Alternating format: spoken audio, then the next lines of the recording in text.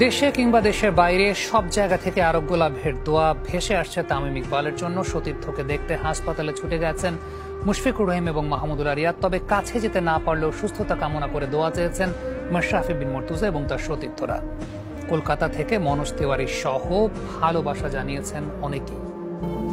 কারো বিপদে সবার আগে ছুটে যাওয়া মানুষটাই আজ নিজেই বিপদে। ক্রিকেট মাঠ থেকে হাসপাতালের আইসিইউতে মোহামেডানের হয়ে টস করছিলেন, এরপর তামিমকে লড়তে হয়েছে জীবন মৃত্যুর সাথে।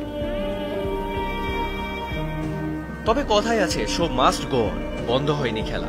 মুশফিক মিরাজরা খেলেছেন, দলকে জিতিয়ে ছুটে গেছেন হাসপাতালে, ছিলেন মাহমুদুল্লাহ রিয়াদ।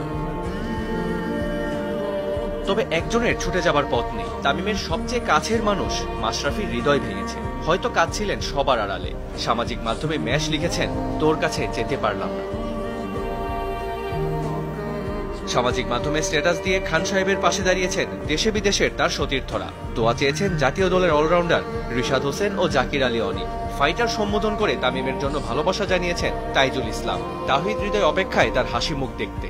শুধু ক্রিকেটেই নয়, দ্রুত ফিরে আসার কামনা করেছেন বিনোদন জগতের সুপারস্টার শাকিব খান। দেশের গণ্ডি পেরিয়ে তামিমের সুনাম আছে দেশের বাইরেও, সেখান থেকেও দোয়া ভেসে এসেছে তার জন্য। সুস্থতা কামনা করেছেন আইপিএল এর defending champion Kolkata night Riders. Tamim ইকবালের দুঃসময়ে ঠিকই স্মরণে রেখেছেন শ্রীলঙ্কার কিংবদন্তি লাসিথ মালিঙ্গা। বার্তা পাঠিয়েছেন মনোজ তিওয়ারি।